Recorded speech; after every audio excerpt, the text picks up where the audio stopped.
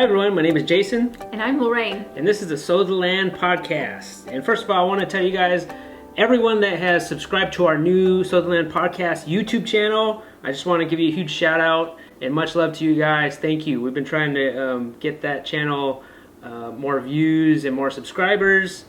And, I just thought it'd be fun just to try something different outline and different thing where it's just a podcast on that channel. And we're just going to be throwing all of our podcasts on there. And, we're just trying something new, I guess. And so I would just want to appreciate you guys going to that channel and subscribing and watching. But today we're just going to be talking about our week. I think it was a little busy week this week for us because we had my dad over. And it's always a special time when any family comes and visit us, because I know it's a long way from the West Coast. Yeah, so, your dad's from Arizona. Yeah, and so this week is usually he's been making a yearly thing where he just comes out like around this time to come hang out with us, and actually he just loves the food. He's just here for the food. He's just here for the food. Asheville has got some really... We don't go out to eat very often because I cook most of the meals, but Asheville has some amazing restaurants.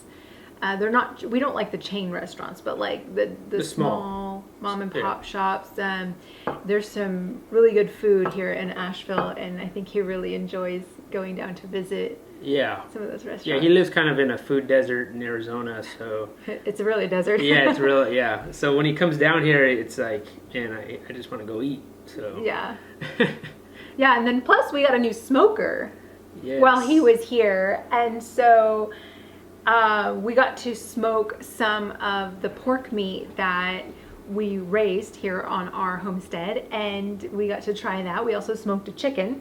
Yes, we smoked a whole chicken. And first time smoking anything, and we did a video on it, but that was pretty fun. I mean, it's been fun just to kind of figure that out, and it's a different flavor. It is, and it's a different way of cooking too. Yeah. We weren't sure like temperatures and how long, and because we had never smoked anything before, but it came out really delicious. And I think some of the comments in our video, some people were saying, "Oh, you didn't show you biting into that," and like. How was it? Was it good? Yeah. So we didn't show that in the video. I guess I'd never thought to show it. To show us like. I think I did record it. But we were on like fast. Yeah, but with the way I edited it, I didn't even bother to like, because I think people were expecting to be like, oh, this is really good, and like to talk about it on the camera.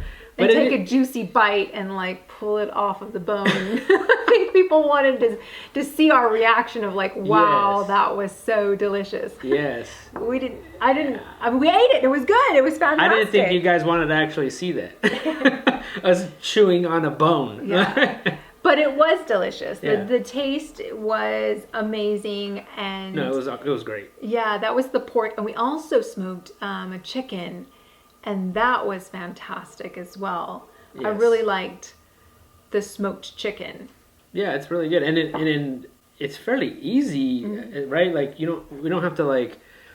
I think it's like less dishes, right? Like we're not making like a big skillet, Right. And you're putting the less pots and oven, pans, and you don't have to turn on your oven in the hot summertime. Yeah, and it makes inside the house a little bit cooler, and so everything's outside. You could pretty much set it and forget it, and then come back to it. You don't have to babysit it, which is nice. And the type of smoker that we got, supposedly, you can use it like as an oven as well. Like I've heard some of my family members who own something similar, they say that you can cook you can bake something in there, like desserts and lasagnas and stuff like that. So I'm anxious to try that. And yeah, it's going to be fun. I think just experimenting. And it says you can use it in the winter, like when it's snowing outside. Like that sounds nice to me. Like cooking some of that ham or maybe the turkey. I mean, who knows? Yeah. So that's pretty exciting for us to have that smoker. Also this week was Penelope's birthday. Yeah, so Grandpa from Arizona came down to visit, and we celebrated her birthday, and it was nice. It was quiet, nice. We didn't really we didn't really have a big party because of the restrictions that are going on right now in the world. But she was okay with that. She said she wanted a Pinterest party. I'm not sure if she quite knows what a Pinterest party is, but she wanted decorations. So that was her thing that she requested. And so we went all out and decorated for her, and she was pretty happy with the way it came out. Yeah, it was good. I think it was a good time. So with my dad and birthday parties that we had here, and we were smoking everything, we also butchered our 90 total so far, 90 meat chickens this week. So this was we did 3 batches of 30 chickens. So this is with a third batch. So the third batch of 30, so that for a total of 90. And these chickens were from McMurray Hatchery. Yes, these were Murray's Big Red Broilers. And I have to say, as the cook, I mean, like, we have compared chickens, and we've done Red Rangers, and we've done Cornish Cross. I have to say, these Murray's, what were they called? Big Red Broilers. Red Broilers. I have to say, these have to be my favorite, all-time favorite chickens. And I don't know if it's the way that we raised them. We gave them more feed this time. We gave them more grit this time. So they were a big, meatier bird. But as the chef in this family, I have to say that I really like the quality of bird. Like, there was just a very healthy fat layer on this bird. And I felt like the meat was I feel like it was the best we've ever raised. Yeah, and they're very similar to the Red Rangers, if you raise those, or the Freedom Rangers, which we've raised the Freedom Rangers before. And so they're a very similar bird. They're just a lot different than the Cornish Crosses. But the thing that we did different this time was that I fed them more. And I fed them like twice as much more. And so I think we were pretty happy with the result. And I think maybe that is why. And so maybe that's why we liked them more. But they just, there was no issues. There was none of them really died. I think we had maybe one in the very beginning that died. But they seemed pretty healthy birds. And currently we have the Cornish Crosses, 30 of those. Those are our last meat chickens for the year. I'm feeding them the same way, which I'm feeding them twice as much. So we'll see how they go. We still have about a month with those still. But yeah, so we butchered those Murray's Big Red Broilers this week. And we had a workshop. Yeah, and we had a workshop, which was our second official workshop that we've ever had here this year. And, these are just very small scale workshops. Mm-hmm. It's one-on-one, very one-on-one. Yeah. It's not a big crowd. I mean, we're limited number of tickets, and it's nice to have, other people come out on our farm and who are eager to learn and to be able to teach. Yeah, we had 2 people sign up. There were a couple, and turns out we had a lot in common. Yeah, we're pretty much from the same area. Yeah. As in California. Yeah. Which is just coincidence. And so yeah, they came out and they wanted to learn how to do this. They had never butchered a chicken before. And so it's pretty exciting to show them, and they can see how we're doing it. And I would hope that we can continue to do these workshops as we are doing chickens. And I just think, that's how we learned. How we learned how to butcher our own chickens and raise our own birds was we attended a workshop. Mm-hmm. And I feel that, there's so much videos, right, of how to butcher your own chicken. I feel like there's a lot of videos and a lot of information out there. There's books, blogs on how to butcher your own chicken in your backyard. But I also feel like there's nothing like doing it in person. There's nothing like doing it live. It's just a different feeling, a different energy. It's just a lot different than seeing it versus doing it. And so I just think that's that next level, that next step. I could be in my office job all day watching these videos of people doing it and how they're doing it, but then if you want to take that to the next level, you got to you got to seek out people who are actually doing it in real life and see if they can show you, sign up for a workshop. And so that, I feel that's why we want to do more workshops, because that's just the next level of doing it. And another thing that also seals the deal, I felt like for us when we very first took a workshop when we were still in California, was taking the bird home. I felt like that was so reality, like just being able to take a bird that we processed home and actually cook it and eat it. And because I feel like it's like, I didn't want it to feel like a dream. You go to someone's place and you're out there in the sun and you're doing, you're working hard and you're butchering chickens, and then you go home and you wake up the next morning and you're like, wow, that was an experience.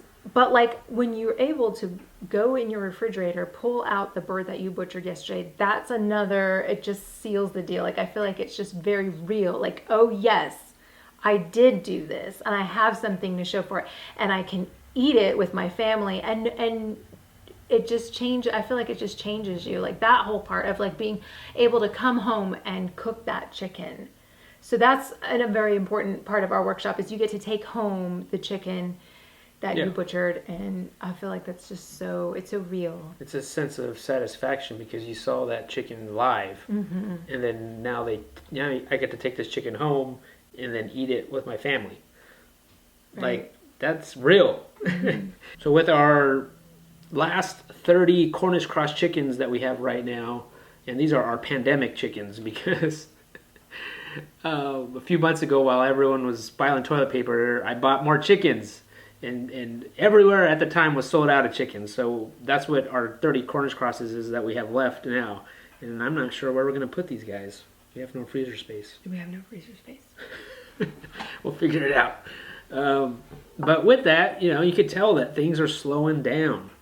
Yeah, things are starting to wind down. The summer's starting to end. The garden is ending. And, the garden's not producing as much. We're still pulling things out and preserving them and drying them, freezing them, whatever. Yeah, we planted a fall garden. Yeah. Fall, winter. But things are winding down. But yeah, you could totally tell, the it's getting darker a little bit sooner than usual. Mm-hmm. And the weather's been a little bit cooler. Which I'm looking forward to the fall. So with that, I went back into the wood shop this week and started making things. I have a few custom orders that I need to make, and so that's why I started doing it this week. But you took a break for a little bit. Yeah, pretty much all summer, I stopped doing woodworking. And it wasn't on purpose necessarily. Like, I didn't say okay, for the summer I'm going to stop woodworking. It almost happened kind of naturally, because we just became so busy doing things. Like, I just felt like, I post all our stuff on Etsy. And before the summer, right when kind of the pandemic happened, we had our shop space in Asheville. And so some of you, I don't know if you know, but we were renting a small space in Atomic Furnishing and Design inside their big building. We're one of the artists there, and we just made stuff and we took it there, and it was great. We were there for a couple years. It was nice. It was like our little shop, our shop space, and we called it our little store. And yeah, people can find us, meet us there, and it was great. Yeah, and right when the pandemic hit, everything kind of closed down. Yeah, every store closed down. Yeah. Everything did. Yeah, and so they closed down for a couple months. And it was during those couple months that you didn't have that that pressure to fill a storefront. Yes. And it felt kind of nice. Yeah, because I think prior to that, I was feeling like this, just overwhelmed, I think. I was doing too much, between our YouTube channel and, making things and keeping up with gardens and growing food and all this stuff, and the pigs were coming and at that time, and yeah, I was feeling overwhelmed. And so right when that pandemic happened, then it kind of forced us, that portion of what we do to shut down. And so for that 2 months, I was not having to worry about making stuff for the store. And I felt like it was kind of nice. It was like an answer to the question we had kept asking ourselves, like, do we really need the store? Like, do we want to do the store? We want to do it. Yeah, we have. And we felt like we needed it. I loved having that little space. I loved it too. I loved working with the business owners and having the opportunity to work with other artists and collaborate. And it just, I don't know, I think that the pandemic kind of answered that question for us. Like, you are taking too much on. Yeah, and it was a kind of little relief to get that little break. So then within those 2 months, we decided to, all right, let's just leave, and we were still paying rent on a store that was closed. And so, that kind of like made our decision, and we decided to leave the store. And so we haven't been there all summer. Yeah, so we closed up the shop. We also hadn't updated our Etsy shop either. But you've been busy working on videos and yeah, it just kind of happened naturally. Like other inside projects and stuff. Yeah, I was just doing some drawings for people, and then really just focusing on our YouTube channel. And that has grown because I have focused on that this summer. Mm-hmm. And so now I feel like, there's a little bit less things to do as far as, we don't have pigs or a bunch of chickens anymore. Mm-hmm. And our garden's winding down. So now's the time to get back in the shop.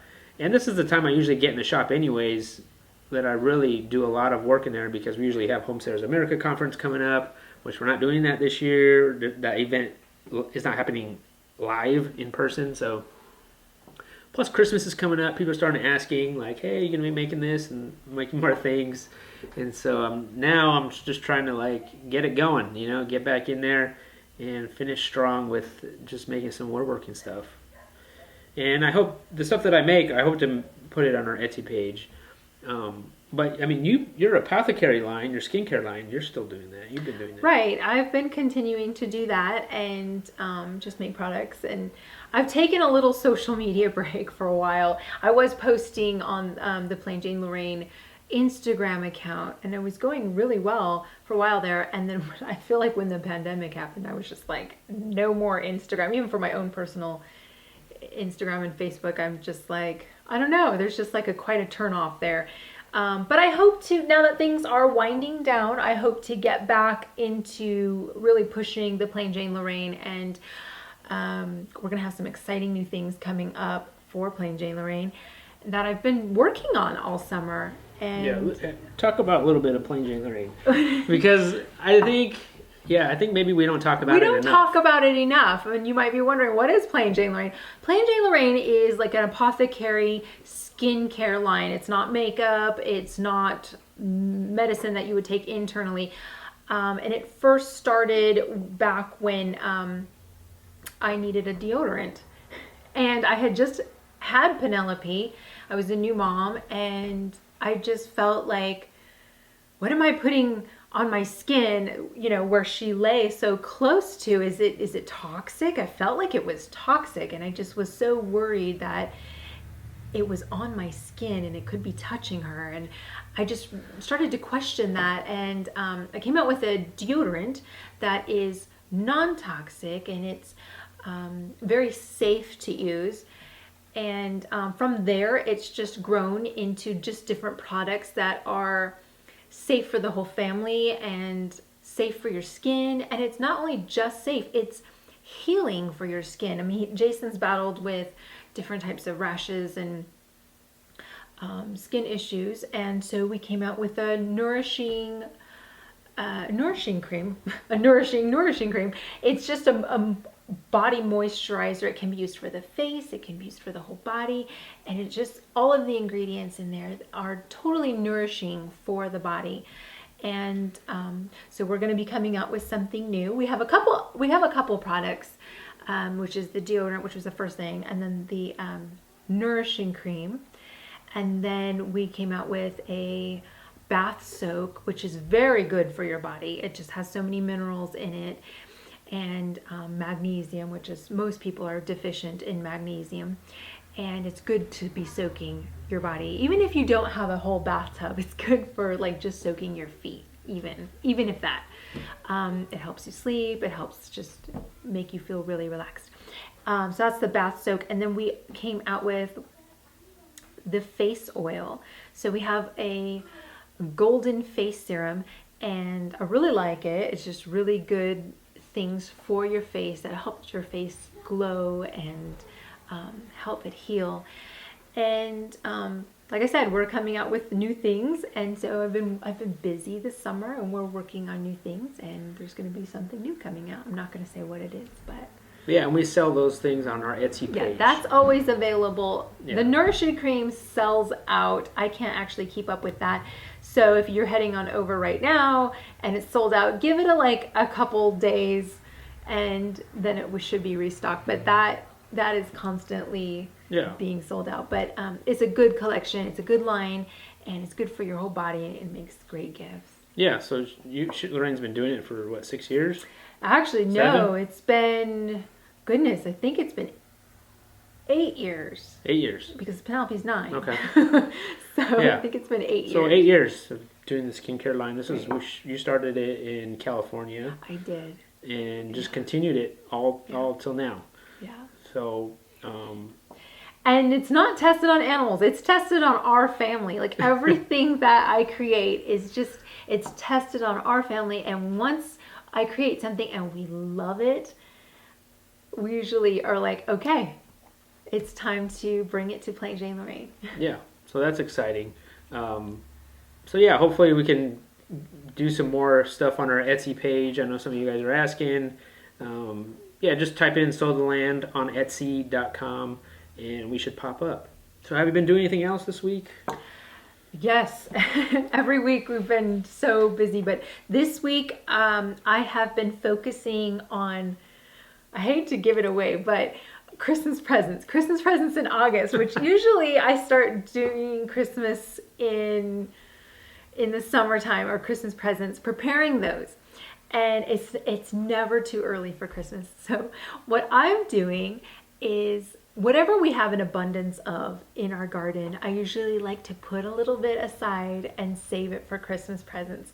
Some years it's seeds, whatever vegetable that has been doing really well for us, I'll put aside the seeds and save them, and then put them in cute little packets, and then give them away as Christmas presents. So this year, all of my family members who are watching, I guess you'll know what you're getting. But I'm so excited about it, and I want to share it. And we'll probably do a YouTube video, hopefully, on it. If I'm not too quick. Sometimes I'm too quick for you for the camera. But what I'm doing is, I got this idea because I wanted to do something different other than seeds. We might do seeds still, but I want to do something a little bit different. And I had this idea. Is all of our herbs, our kitchen herbs that we grew in our garden, I'm dehydrating. I dehydrate them for ourselves anyway. Some of the plants that we grow for medicine, some of the plants that we grow for culinary uses, I dry them, and I have an herb drying rack, and I just hang them up to dry. And then for the culinary ones, I just have this cute little, it's like a little brown craft bag. It has a window in the front, it has a zipper top. And then I'm just writing Sow the Land from our garden. I'm writing herbs from our garden. And then I also have some that say tea from our garden. So I'm drying tea and I'm drying herbs. So some people will get some tea. I have lemon balm and some Tulsi basil. And then some people will get maybe a trio of rosemary, thyme, and sage. And I'm just going to give those away in like a little bag or something. It helps when you have like so many people to give gifts for Christmas.